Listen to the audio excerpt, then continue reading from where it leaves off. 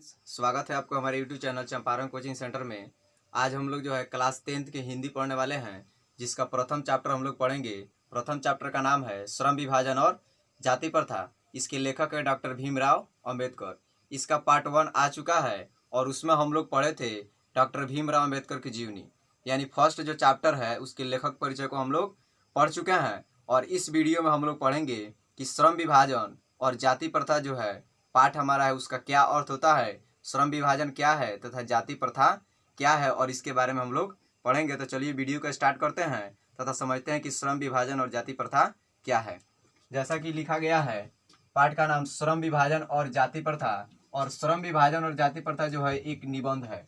आपसे पूछा जाएगा श्रम विभाजन तथा जाति प्रथा, इसमें काव्य की कौन सी विद्या है, चाहे श्रम विभाजन और जाति प्रथा क्या है, तो यह एक निबंध है। और उसके बाद देखिए, यहाँ पर हम लोग को समझना सबसे ज़्यादा जरूरी अभी है कि श्रम विभाजन जो शब्द है इसका अर्थ क्या होता है। यानी श्रम विभाजन जो शब्द है इसका मीनिंग क्या होता है, इसका अर्थ क्या होता है। तो श्रम विभाजन जो शब्द है इसमें दो शब्द है, श्रम और विभाजन, जिसमें श्रम का अर्थ होता है काम या कार्य तथा विभाजन का अर्थ होता है बंटवारा। तो इस प्रकार जो है हमारा श्रम विभाजन का अर्थ हो जाएगा काम का बंटवारा करना, यानी काम को जो है बांट देना। और श्रम विभाजन को जो है इंग्लिश में कहा जाता है वर्क डिवीजन। यानी वर्क का मतलब होता है कार्य या काम और डिवीजन का मतलब होता है बंटवारा। उसके बाद देखिए लिखा गया है श्रम विभाजन का शाब्दिक अर्थ काम का बंटवारा होता है। तो इस तरह से आपसे अगर क्वेश्चन पूछा जाए कि श्रम विभाजन जो शब्द है उसका शाब्दिक अर्थ क्या होता है, तो श्रम विभाजन शब्द का शाब्दिक अर्थ होता है काम का बंटवारा करना, यानी काम को बांट देना। चलिए उसके बाद देखते हैं, आधुनिक सभ्य समाज तथा कार्य कुशलता के लिए श्रम विभाजन को बहुत ही अधिक आवश्यक माना जाता है। यानी इस पाठ में जो है बतलाया गया है कि आधुनिक जो समाज हमारा है, आधुनिक जो सभ्य समाज है, यानी अच्छा समाज जो है, इसकी रचना करने के लिए काम का बंटवारा होना आवश्यक है। लेकिन इस काम के बंटवारा के लिए जो है कई आधार हैं जिनको हम लोग पढ़ेंगे, और किस आधार पर बांटने पर हमारा समाज जो है सभ्य होगा और हमारे समाज में विकास कार्य अधिक होंगे, तथा किस आधार पर बांटने पर हमारा समाज जो है गलत राह पर जाएगा, इन दोनों के बारे में हम लोग पढ़ेंगे। तो चलिए देखते हैं आगे दिया है श्रम विभाजन जो है का आधार क्या है। मैंने श्रम विभाजन जो शब्द है इसको कितने आधार पर बांटा जाता है, यानी काम का बंटवारा जो है कितने आधार पर किया जाता है। तो काम का बंटवारा जो है दो आधार पर किया जाता है। यानी श्रम विभाजन जो शब्द है, यानी श्रम विभाजन जो है इसके दो आधार हैं। एक आधार है योग्यता तथा क्षमता। यानी श्रम जो है काम का बंटवारा जो है दो आधार पर किया जाता है, जिसमें पहला है योग्यता और क्षमता और दूसरा है जाति प्रथा। श्रम विभाजन के जो है कितने आधार हैं, तो दो आधार हैं, एक है योग्यता और क्षमता और दूसरा है जाति प्रथा। तो हमारे जो इस पाठ के लेखक जो भीमराव अंबेडकर हैं, इन्होंने कहा है कि श्रम का विभाजन जो है योग्यता और क्षमता के हिसाब से करना चाहिए। यानी किसी भी व्यक्ति को जब हम काम देते हैं तो उसको यह नहीं पूछा जाए कि आप किस जाति के हैं, चाहे आपका जाति क्या है, और किसी भी व्यक्ति को जो है जबरदस्ती अपने जाति काम को करने के लिए बाधित नहीं किया जाए, बल्कि उसको अपने इच्छा अनुसार काम का चुनाव करने की आज़ादी देनी चाहिए। और उनके अनुसार जो है श्रम का विभाजन योग्यता और क्षमता पर मिलनी चाहिए। और दूसरा बात है जाति प्रथा के आधार पर। तो हमारा जो प्राचीन भारत का समाज था, वहाँ प्राचीन भारत के समाज में लोगों का मानना था कि कोई भी व्यक्ति जो है वही काम करेगा जो उस जाति के होंगे, यानी जिस जाति के आप हैं उसी जाति के आपको काम को करना है। यह हमारे प्राचीन भारत में एक कुप्रथा थी, जिसको खत्म करने का श्रेय डॉक्टर भीमराव अंबेडकर को दिया जाता है। यानी डॉक्टर भीमराव अंबेडकर ही सबसे पहले मांग किए कि हमारे समाज में जो है यह कुप्रथा को हटा देना चाहिए, क्योंकि किसी भी व्यक्ति को जो है काम मिलना चाहिए उसके योग्यता के हिसाब से, ना कि उसके जाति के हिसाब से। चलिए आगे देखते हैं। आगे क्वेश्चन कह रहा है कि जाति प्रथा जो शब्द है, यानी जाति प्रथा क्या है। यानी श्रम विभाजन को हम लोग समझ गए कि काम का बंटवारा, यानी श्रम विभाजन का अर्थ होता है काम का बंटवारा। इस दो आधार पर बांटा जाता है, जिसमें एक है जाति प्रथा के आधार पर और दूसरा है योग्यता तथा क्षमता के आधार पर। तो हमारे पुराने समय में जो है लोगों को काम मिलता था जाति के आधार पर, यानी जाति प्रथा के आधार पर, तथा आज के समय में जो है जब भीमराव अंबेडकर ने इसका ऐलान किया कि लोगों को काम जो है उनके जाति के आधार पर नहीं मिलना चाहिए, बल्कि उनके योग्यता और क्षमता के हिसाब से मिलना चाहिए, और आज का समाज जो है हमारा पहले के समाज से कहीं बेहतर है। और इसमें जो है सबसे ज़्यादा योगदान किन्हीं का है, तो वह है डॉक्टर भीमराव अंबेडकर, क्योंकि उनके योगदान से ही जो है आज हम लोग जो है अपने हिसाब से, अपने मन से अपने काम का चुनाव कर पाते हैं। और अगर पहले की तरह प्रथा रहती तो हम लोग भी जो है अपने जाति कार्य को ही करते। तो इस तरह से हम लोग श्रम विभाजन को समझ गए। उसके बाद देखते हैं अगला टॉपिक क्या है। अगला टॉपिक है जाति प्रथा, यानी जाति प्रथा क्या है। तो जाति प्रथा जो है, इसमें दो शब्द हैं, जाति और प्रथा।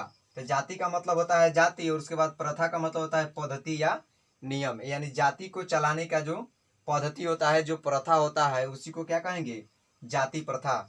और लेखक ने जो है इस जाति प्रथा को एक विडंबना के रूप में बताया है। लेखक ने जाति प्रथा को एक विडंबना के रूप में बताया है। विडंबना का अर्थ होता है कष्टदायक स्थिति, यानी विडंबना जो शब्द है उसका अर्थ होता है कष्टदायक स्थिति। माने कोई जो है कष्टदायक स्थिति है उसको बताने के लिए जो है विडंबना शब्द का प्रयोग किया गया है। और वह कष्टदायक स्थिति क्या है, तो जाति प्रथा है। यानी आपसे अगर पूछा जाए कि लेखक ने जो है विडंबना शब्द का प्रयोग किसके लिए किया है, तो जाति प्रथा के लिए किया है। यानी लेखक ने जाति प्रथा को ही एक विडंबना बताया है। विडंबना का अर्थ होता है कष्टदायक स्थिति, यानी उस समय जो है जाति प्रथा एक कष्टदायक स्थिति थी, इसीलिए लेखक ने उसको एक विडंबना के रूप में बताया है। चलिए आगे देखते हैं। कह रहा है जाति प्रथा एक हानिकारक प्रथा है। यानी जाति प्रथा जो है एक हानिकारक प्रथा है। कहने का अर्थ यह है कि इसमें लोगों को जो है अपने मर्जी से जो है कोई भी काम करने की आज़ादी नहीं दी जाती है। इसमें लोग काम तो करते हैं लेकिन जबरदस्ती करते हैं, किसी के अधीन में रह करके करते हैं। यानी व्यक्ति जो है अपने मन से, अपने इच्छा अनुसार काम का चुनाव नहीं कर पाते हैं, जिस कारण से जो है जाति प्रथा एक हानिकारक प्रथा है। अगला कह रहा है जाति प्रथा के आधार पर किया गया श्रम विभाजन सभ्य समाज यानी अच्छा समाज के लिए आवश्यक नहीं है। कहने का अर्थ यह है कि जाति के आधार पर अगर हम लोग श्रम का विभाजन करते हैं, अगर जाति के आधार पर कोई व्यक्ति काम का बंटवारा करता है, तो वह हमारे सभ्य समाज के लिए आवश्यक नहीं है, हमारे समाज के लिए वह सही नहीं है। बल्कि काम का बंटवारा तो होना चाहिए, श्रम विभाजन होना चाहिए, लेकिन वह जाति के आधार पर नहीं होना चाहिए, बल्कि वह योग्यता और क्षमता के आधार पर होना चाहिए। अगला टॉपिक है जाति प्रथा श्रम विभाजन नहीं करता है, बल्कि जाति के आधार पर जबरदस्ती किसी आदमी को कोई भी काम सौंप देता है। यानी जाति प्रथा जो है श्रम विभाजन तो करता है, लेकिन वह श्रम विभाजन का स्वाभाविक रूप नहीं है, वह अस्वाभाविक रूप है। जाति प्रथा जो श्रम विभाजन करता है, यानी जाति के आधार पर जो श्रम विभाजन किया जाता है, उसमें लोगों को जो है अपने इच्छा अनुसार कार्य का चुनाव करने की आज़ादी नहीं दी जाती है, बल्कि वह जिस जाति के होंगे उसी जाति के काम को वह करेंगे। और इसलिए जो है जाति प्रथा को एक हानिकारक प्रथा के रूप में बताया गया है। और इस तरह से हम लोग दो शब्द समझ गए, श्रम विभाजन और जाति प्रथा, जिसमें श्रम विभाजन का अर्थ होता है काम का बंटवारा करना, और जाति प्रथा का अर्थ होता है जाति के आधार पर कोई काम का बंटवारा करना। लेकिन यहाँ लेखक जो है बताए हैं कि हमारे समाज में श्रम का विभाजन तो होना चाहिए, क्योंकि बिना श्रम के विभाजन के हमारा देश तरक्की नहीं करेगा। लेकिन हमारे देश में जो है श्रम का विभाजन किस आधार पर होना चाहिए, तो योग्यता और क्षमता के आधार पर होना चाहिए, बल्कि जो है जाति प्रथा के आधार पर नहीं होना चाहिए।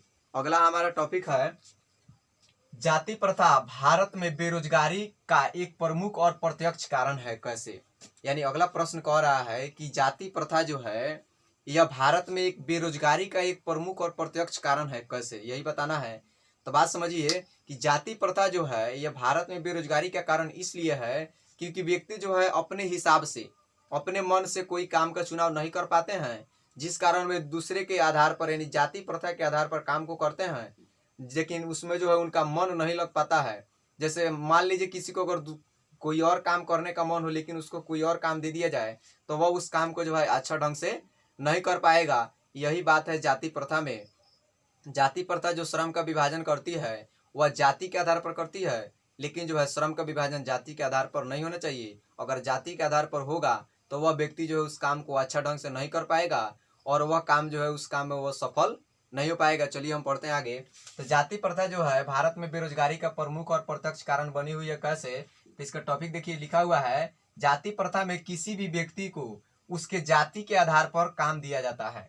यानी जाति प्रथा जो है इसमें किसी भी व्यक्ति को काम दिया जाएगा तो उसके जाति के आधार पर दिया जाएगा, जिस कारण जो है एक बेरोजगारी का यह एक रूप है। अगर वह व्यक्ति वह काम नहीं भी करना चाहता हो तभी उसे वही काम करना है जो उसे जाति प्रथा के आधार पर दिया गया है। अगर कोई व्यक्ति को किसी जाति के आधार पर उसको काम दे दिया गया, लेकिन उसका अगर मन नहीं है वह काम करना, लेकिन फिर भी वह काम नहीं छोड़ सकता है, क्योंकि जाति प्रथा कहता है कि आप जिस जाति के हैं उसी जाति के काम को कीजिए। लेकिन यहाँ पर अगर व्यक्ति जो है उसी जाति के काम को करेगा तो उसमें उसको सफलता नहीं मिलेगी और बाद में जो है उसको बेरोजगारी का सामना भी करना होगा। अगला पॉइंट देखिए, करा इस स्थिति में वह व्यक्ति व्यवस्थावश यानी जबरदस्ती उस काम को करता है जिसमें न ही उसका दिल लगता है और न ही दिमाग लगता है, जिस कारण वह अपने काम में सफल नहीं हो पाता है और वह बेरोजगार के भांति भटकते रह जाता है। यानी कहने का अर्थ यह है कि श्रम विभाजन जो है वो अगर जाति के आधार पर होगा तो वही जो है बाद में चल करके बेरोजगारी का कारण भी बन सकता है, क्योंकि कोई व्यक्ति जो है अपने मन से अपनी इच्छा अनुसार काम का चुनाव नहीं करता है तो उस काम को वह अच्छा से नहीं कर पाता है, जिस कारण वह उसमें सफल भी नहीं हो पाता है और यही जो है बाद में चल करके बेरोजगारी का रूप ले लेता है। वह व्यक्ति अच्छा से मेहनत नहीं कर पाता है और यही लेखक का कहना है कि अगर किसी को काम दिया जा रहा है तो उसके जाति के आधार पर नहीं दिया जाए, बल्कि उसके क्षमता और उसकी योग्यता के आधार पर दिया जाए। जो काम उसको करने का मन हो उसको वही काम दिया जाए, ये नहीं कि वह दूसरे जाति का है तो वह काम नहीं कर सकता है, ऐसा जो है नहीं होना चाहिए। और अगला हमारा टॉपिक है कि भीमराव अंबेडकर के अनुसार आदर्श समाज कैसा होना चाहिए। यानी भीमराव अंबेडकर जो थे वह कैसे आदर्श समाज की कल्पना करते थे, वह कैसा चाहते थे कि हमारा समाज कैसा हो। चलिए देखते हैं। भीमराव अंबेडकर के अनुसार आदर्श समाज ऐसा होना चाहिए जिसमें सभी व्यक्ति को स्वतंत्रता का अधिकार मिलना चाहिए ताकि वह व्यक्ति अपने काम का चुनाव अपनी इच्छा यानी मन से करे। यानी भीमराव अंबेडकर का कहने का अर्थ यह है कि वे चाहते थे कि हमारा समाज वैसा हो जिसमें जो है सब व्यक्ति को स्वतंत्रता का अधिकार दिया जाए और हमारे समाज में जितने भी लोग रहते हैं सबके अंदर जो है भाईचारे की भावना होनी चाहिए और किसी भी व्यक्ति को जो काम मिलना चाहिए वह उसके मन के हिसाब से मिलना चाहिए, उसको जो काम करने की इच्छा हो उसको वही काम मिलना चाहिए। यही जो है डॉक्टर भीमराव अंबेडकर के अनुसार आदर्श समाज है। और अगला पॉइंट है, सभी व्यक्ति के अंदर भाईचारा तथा समानता का भावना होना चाहिए। यानी डॉक्टर भीमराव अंबेडकर जो थे वे ऐसे आदर्श समाज को चाहते थे जिसमें सभी लोग मिलजुल कर रहें तथा वे वैसे काम को करें जो काम करने का उनके अंदर से मन से इच्छा है, तो वे वैसे काम को ना करें जो करने का उनके अंदर इच्छा नहीं है।